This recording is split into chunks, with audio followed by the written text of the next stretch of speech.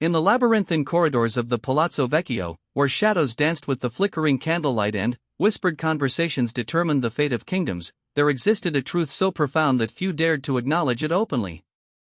This truth, carved into the very foundations of human nature through centuries of conquest, betrayal, and survival, proclaimed that the ultimate form of power lay not in commanding armies or accumulating wealth, but in achieving a state of absolute self-reliance, a condition where one's strength emanated from within, untouchable by the machinations of others. The concept that needing no one constitutes the ultimate power stands as perhaps the most revolutionary idea in the understanding of human dominance and survival. It challenges the conventional wisdom that power derives from external sources, from the loyalty of subjects, the fear of enemies, or the accumulation of material wealth. Instead, it suggests that true power emerges from the complete transformation of the self, from the deliberate destruction of weakness, dependency, and vulnerability that characterizes the common human condition. This transformation begins with the recognition that weakness is not merely an unfortunate circumstance of birth or environment, but a choice, a series of decisions that individuals make when they surrender their autonomy to external forces. The weak self clings to others for validation, security, and purpose. It seeks approval from those whose opinions ultimately matter little, derives its sense of worth from external achievements that can be stripped away at any moment, and builds its foundation upon the shifting sands of others' goodwill. This weak self is perpetually vulnerable because it has placed its essential nature in the hands of forces beyond its control. The man who destroys his weak self undertakes a journey that few possess the courage to complete. This destruction is not a violent act of self-hatred, but rather a calculated dismantling of illusions, dependencies, and false beliefs that have been constructed over years of social conditioning. It requires the individual to examine every aspect of his character, every relationship, every desire, and every fear with the cold precision of a surgeon removing diseased tissue. What emerges from this process is not an empty shell, but a purified essence, a being who has identified and eliminated the sources of his vulnerability. In the bustling marketplaces of Renaissance Florence, where merchants haggled over silk and spices while keeping one eye on the political winds that could change their fortunes overnight, the wise observed that those who prospered consistently were not necessarily the most talented or the most fortunate, but those who had learned to operate independent of others' whims. These individuals had discovered that dependency, in any form, created opportunities for exploitation. They had witnessed how quickly allies could become enemies, how readily friends would abandon principles when their interests were threatened, and how little external support actually mattered when true crisis arrived. The destruction of the weak self begins with the recognition that most human relationships are built upon mutual exploitation rather than genuine affection or loyalty. The weak self deludes itself into believing that others care for its well-being out of pure altruism, failing to recognize that even the most intimate relationships contain elements of transaction and self-interest. This is not a cynical observation but a practical one. Understanding the true nature of human relationships allows one to engage with others more effectively while maintaining emotional independence. Consider the courtier who bases his sense of security upon the favor of his prince. His entire existence revolves around maintaining that favor, reading the subtle shifts in royal mood, anticipating desires before they are expressed, and constantly adjusting his behavior to align with changing preferences. Such a man has made himself a slave to another's temperament, surrendering his autonomy for the illusion of security.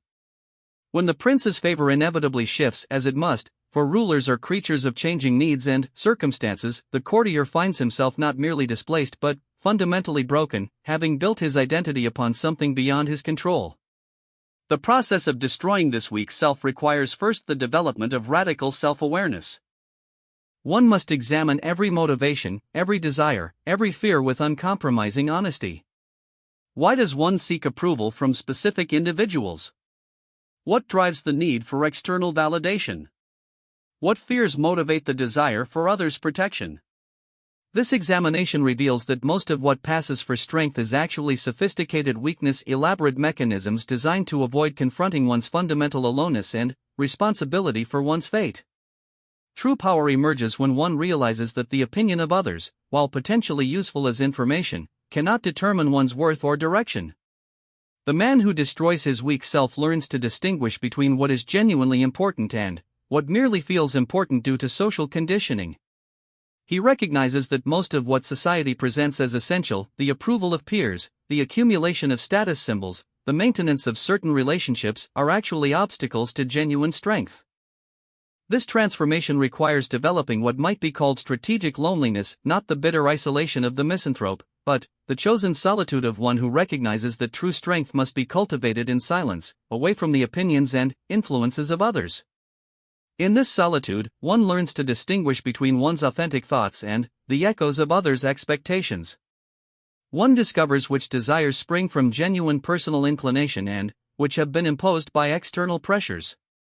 The weak self constantly seeks reassurance, validation, and support from others because it lacks confidence in its own judgment and capabilities.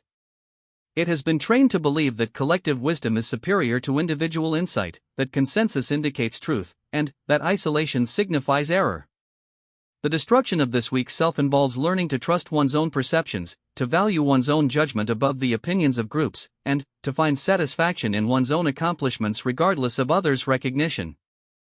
This process inevitably involves confronting the deepest fears that keep most people bound to others: the fear of being wrong, the fear of being alone, the fear of being unloved.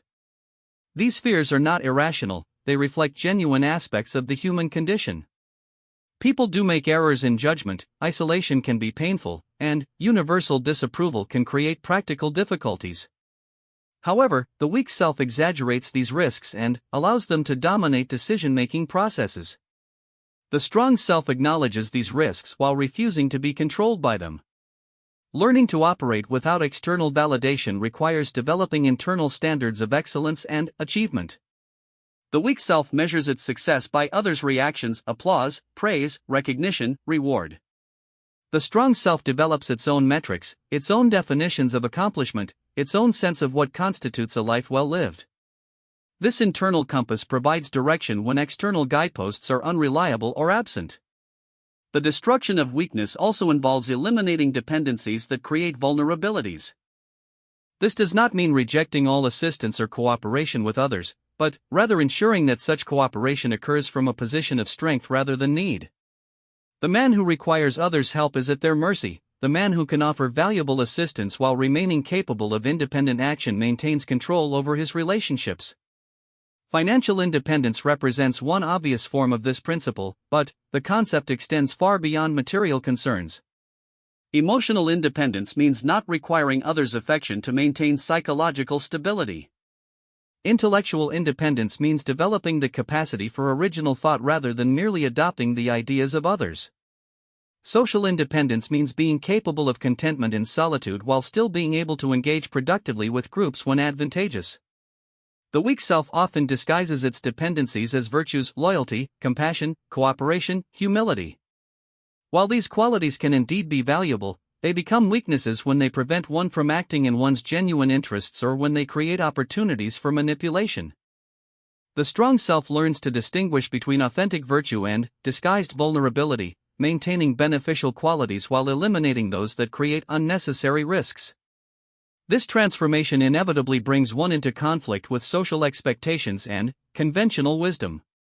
Society tends to reward conformity and punish independence because independent individuals are more difficult to control and predict. The man destroying his weak self must be prepared to face criticism, ostracism, and misunderstanding from those who remain bound by conventional dependencies. This social pressure serves as a test of resolve. Those who retreat under criticism demonstrate that their transformation remains incomplete.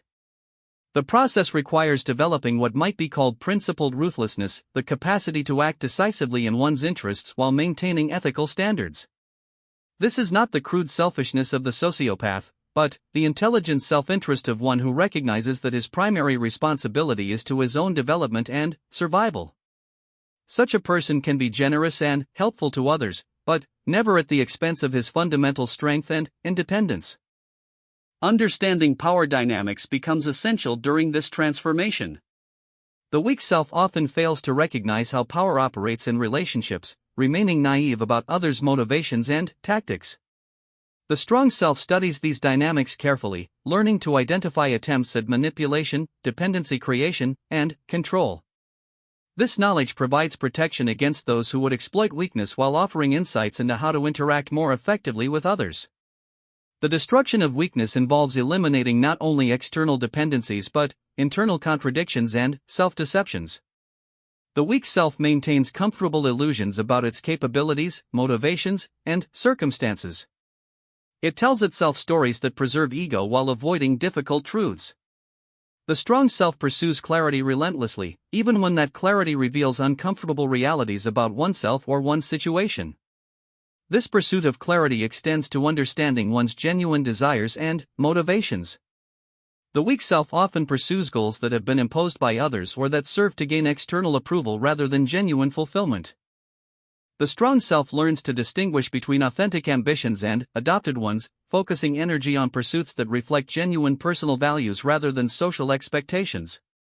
Developing emotional independence proves particularly challenging because human beings are naturally social creatures with evolved needs for connection and belonging. The destruction of weakness does not mean eliminating these needs but rather ensuring they do not create vulnerabilities. One can enjoy companionship while remaining capable of contentment in solitude. One can form meaningful relationships while maintaining the ability to end them when they become detrimental. The strong self learns to view relationships as dynamic arrangements that serve mutual benefit rather than permanent bonds that must be maintained regardless of circumstances. This perspective allows for deeper, more honest connections with others because it eliminates the desperate clinging that characterizes weak attachments. When people know they are chosen rather than needed, their interactions become more authentic and respectful. Physical and mental health become foundations of this independence. The weak self often neglects its physical condition, creating dependencies on others for care and support. The strong self maintains its body as an instrument of will, ensuring that physical limitations do not create unnecessary vulnerabilities. Similarly, mental discipline becomes essential, the capacity to think clearly under pressure, to maintain emotional stability in difficult circumstances, and to persist in pursuit of long-term goals despite short-term setbacks. Intellectual independence requires developing the capacity for original analysis rather than relying on others' interpretations of events and circumstances. The weak self tends to adopt the opinions of authorities or groups without thorough examination. The strong self learns to gather information independently, analyze it according to personal standards of logic and evidence, and reach conclusions based on individual judgment rather than collective wisdom. This intellectual independence becomes particularly important in understanding historical patterns and human nature. The weak self often maintains optimistic illusions about others' motivations and the possibility of permanent security through external arrangements. The strong self studies history carefully, recognizing patterns of human behavior that reveal the temporary nature of all external security and the consistent advantages that accrue to those who maintain independence. The transformation also requires developing what might be called strategic patience, the ability to pursue long-term goals despite short-term pressures for immediate gratification or social conformity. The weak self seeks quick fixes and immediate rewards, often sacrificing long-term strength for temporary comfort. The strong self maintains focus on development and independence even when such focus requires present sacrifices or delays immediate pleasures. Learning to find satisfaction in one's own company becomes essential during this process. The weak self experiences solitude as punishment or deprivation, requiring constant stimulation and interaction to maintain psychological equilibrium. The strong self discovers that solitude provides opportunities for reflection, planning, and self-development that are impossible when constantly engaged with others. This comfort with solitude eliminates one of the primary vulnerabilities that others can exploit, the fear of being alone. The destruction of weakness involves recognizing and eliminating what might be called emotional leverage points, the fears, desires, and attachments that others can manipulate to influence behavior. Common leverage points include the desire for approval, the fear of criticism, attachment to specific outcomes, and concern for others' well-being. While some of these concerns may be legitimate, they become weaknesses when they prevent rational decision-making or create opportunities for manipulation. This process requires developing emotional resilience, the capacity to experience loss, disappointment, and criticism without being fundamentally destabilized. The weak self builds elaborate psychological defenses to avoid these experiences, creating rigidity and vulnerability. The strong self accepts that losses and disappointments are inevitable aspects of existence, developing the flexibility to adapt and recover rather than the brittleness that breaks under pressure. Understanding the nature of loyalty and trust becomes crucial during this transformation. The weak self tends to extend trust automatically and expect loyalty based on past favors or relationships. The strong self recognizes that trust must be earned continuously and that loyalty often depends on continued mutual benefit rather than historical obligations. This understanding prevents the devastating betrayals that destroy those who maintain naive expectations about human nature. The strong self also learns to manage its own impulses and desires rather than being controlled by them. The weak self often becomes enslaved to its appetites for pleasure, comfort, security, or recognition, allowing these desires to determine its choices and priorities. The strong self maintains control over its impulses, using them as information about its nature while not allowing them to dictate behavior. Developing practical skills and knowledge becomes part of this transformation because competence reduces dependence on others. The weak self often remains deliberately ignorant in areas that would require effort to master, preferring to rely on others' expertise. The strong self recognizes that each skill learned and each area of knowledge mastered reduces vulnerability and increases options. This practical competence extends beyond professional skills to include basic life capabilities, the ability to maintain one's living space, prepare food, manage finances, handle legal matters, and navigate bureaucratic systems. Each of these capabilities reduces dependence on others and increases personal autonomy. The transformation requires honest assessment of one's genuine capabilities and limitations. The weak self tends toward either grandiose self-assessment or excessive self-deprecation, both of which prevent accurate understanding of one's position. The strong self maintains realistic evaluation of its abilities while continuously working to expand them. Understanding money and economic systems becomes essential because financial dependence creates some of the most powerful vulnerabilities. The weak self often avoids understanding economics and personal finance, preferring to trust others with these matters. The strong self recognizes that economic literacy is essential to independence and invests effort in understanding how financial systems operate. The process involves learning to distinguish between genuine emergencies that require assistance and manufactured crises designed to create dependence. The weak self tends to panic when faced with problems, immediately seeking help from others. The strong self learns to analyze problems calmly, determining which can be solved independently and which genuinely require assistance. Developing the capacity for delayed gratification becomes crucial because strength often requires sacrificing immediate pleasures for long-term advantages. The weak self seeks immediate satisfaction and comfort, often at the expense of future strength and independence. The strong self learns to find satisfaction and progress toward long-term goals even when such progress requires present discomfort. This transformation inevitably affects one's relationship with society's institutions and authorities. The weak self tends toward either automatic obedience or reflexive rebellion, neither of which represents genuine strength.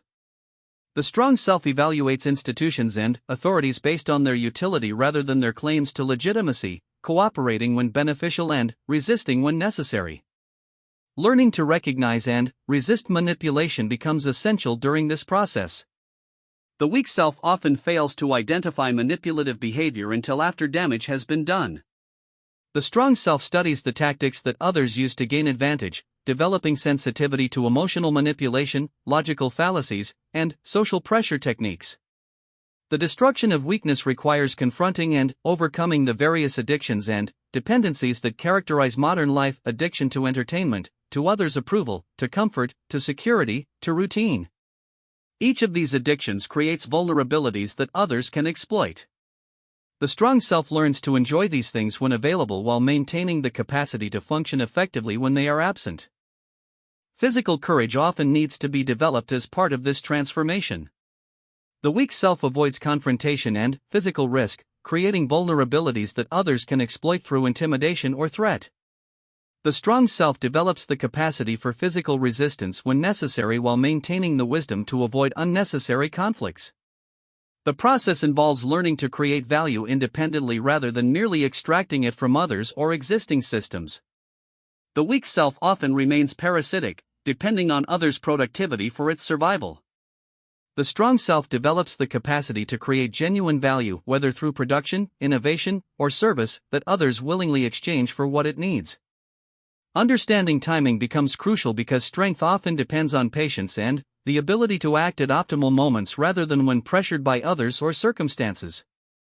The weak self tends to react impulsively to immediate pressures. The strong self learns to control timing, acting when conditions are favorable rather than when forced to respond.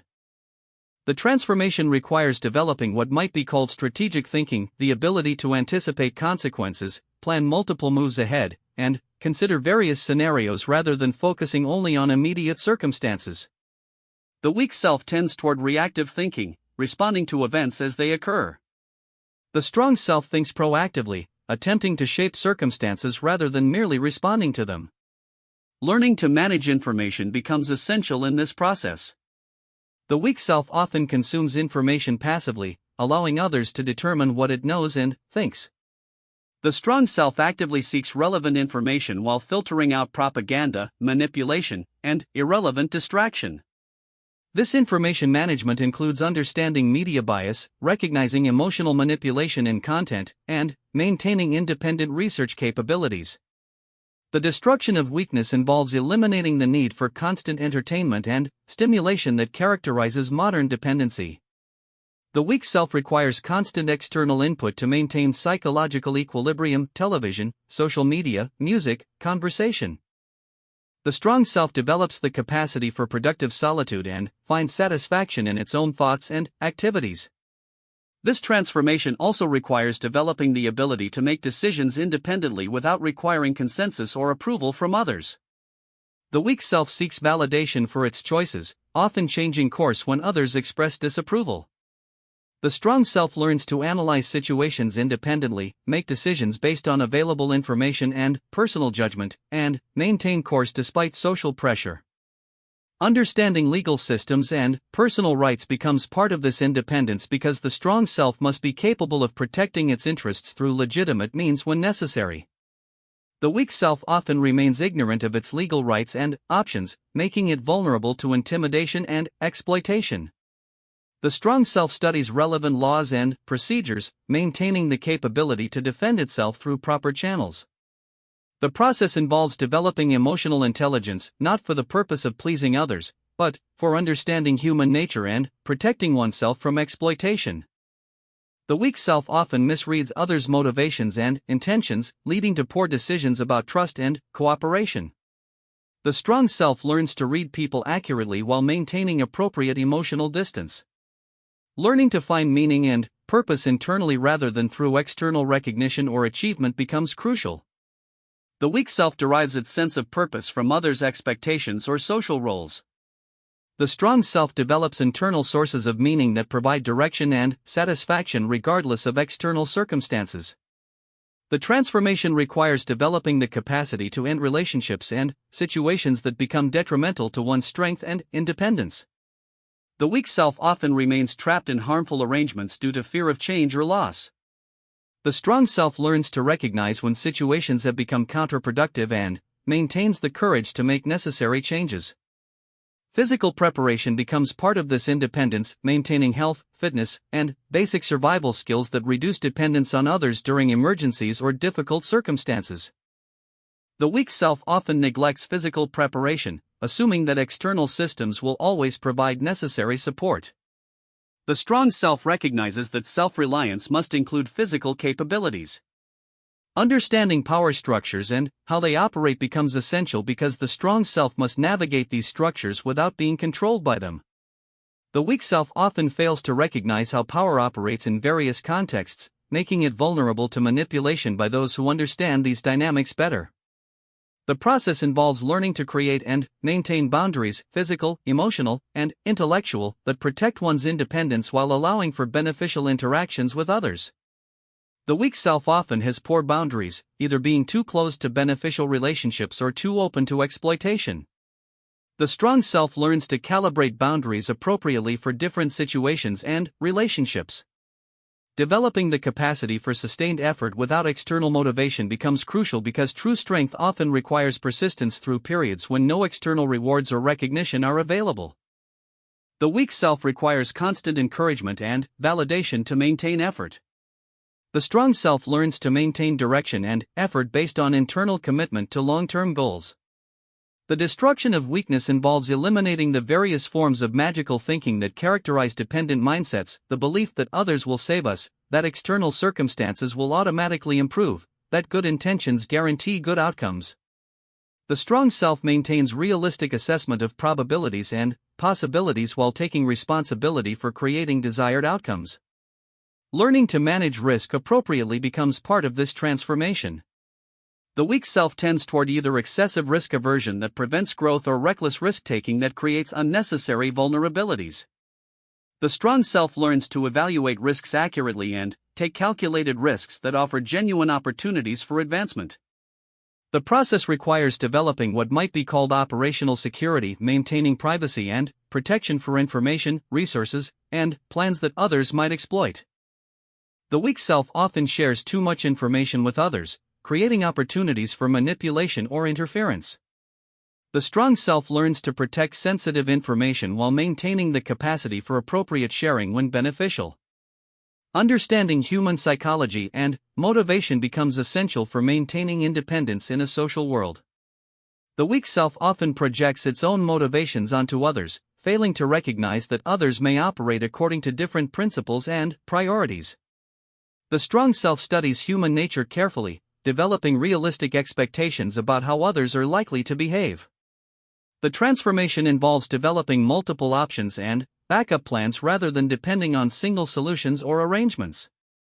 The weak self often puts all its resources and hopes into single approaches, creating vulnerability when these approaches fail. The strong self maintains flexibility and multiple options, reducing the impact of any single failure. Learning to find satisfaction in process rather than only in outcomes becomes crucial because many worthwhile goals require extended effort with delayed rewards. The weak self often abandons efforts when immediate results are not visible. The strong self learns to find satisfaction in growth, learning, and gradual progress toward long-term objectives. The destruction of weakness requires eliminating the need for external enemies or scapegoats to maintain psychological equilibrium. The weak self often maintains stability by blaming others for its problems and limitations. The strong self takes responsibility for its circumstances while maintaining realistic assessment of external factors that may create challenges. This transformation ultimately produces an individual who operates from a position of genuine strength, not the brittle strength that depends on maintaining favorable circumstances, but the flexible strength that can adapt to changing conditions while maintaining core integrity. Such a person can engage productively with others without being controlled by them, can accept assistance when offered without becoming dependent, and can provide help to others without being exploited. The man who successfully destroys his weak self becomes truly free, not free from all constraints or challenges, but free from the internal and external dependencies that limit most people's options and effectiveness.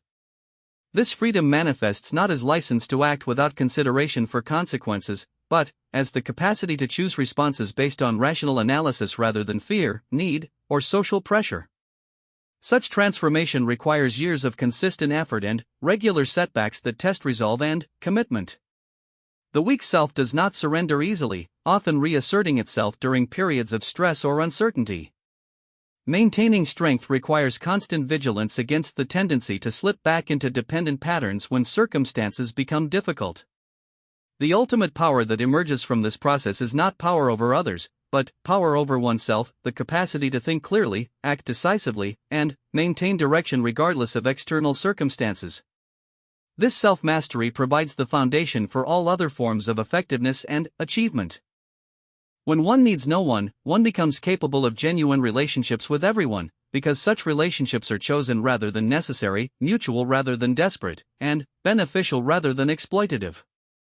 This power manifests in practical ways in the ability to make decisions without requiring consensus, to maintain emotional stability during crises, to find satisfaction in solitude, to resist manipulation and pressure, to end relationships that become harmful, and to pursue long-term goals despite short-term obstacles. It appears in the capacity to create value independently, to understand and navigate complex systems, to protect one's resources and information, and to maintain physical and mental health regardless of external support. The man who needs no one cannot be destroyed by others because he has eliminated the dependencies and weaknesses that others might exploit. He has learned to find satisfaction internally rather than requiring external validation. He has developed competencies that reduce reliance on others' assistance. He has created multiple options that prevent any single failure from being catastrophic. He has built strength that can adapt to changing circumstances rather than requiring stable conditions. This does not mean such a person becomes isolated or hostile toward others. Rather, he becomes capable of genuine generosity because he gives from strength rather than trading from weakness. He can offer assistance without expectation of reciprocity because his fundamental security does not depend on others' gratitude or loyalty. He can form relationships based on mutual benefit and genuine compatibility rather than need and desperation. The ultimate irony of this transformation is that the man who needs no one often becomes the person others most want to associate with, because strength attracts while weakness repels. Those who have achieved genuine independence possess qualities: confidence, competence, emotional stability, clear thinking that others value and admire.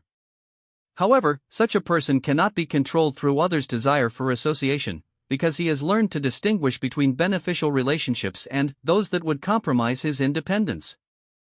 This state represents the culmination of human development, not the end of growth, but the achievement of a stable foundation from which continued growth becomes possible. When one no longer needs to spend energy maintaining dependencies or defending against others' exploitation, that energy becomes available for creative endeavors, genuine service, and the pursuit of excellence for its own sake. The destruction of the weak self and the achievement of genuine independence represents perhaps the most important work any individual can undertake. It is the foundation of all other accomplishments, the prerequisite for genuine freedom, and the source of unshakable inner peace. In a world where most people remain bound by dependencies and fears, the person who has achieved this liberation possesses the ultimate form of power that cannot be granted by others and, therefore, cannot be taken away by them. This power emerges not from dominance over others but from mastery over oneself. It creates not isolation but the possibility of genuine connection. It produces not selfishness but the capacity for authentic generosity. Most importantly, it provides the foundation for a life lived according to one's own principles and values rather than the expectations and demands of others. The man who destroys his weak self and achieves the ultimate power of needing no one has completed the most important journey possible, the journey from dependence to independence, from vulnerability to strength, from fear to freedom. This transformation, while challenging and sometimes lonely, represents the highest achievement of human development and the foundation of all genuine accomplishment and satisfaction in life.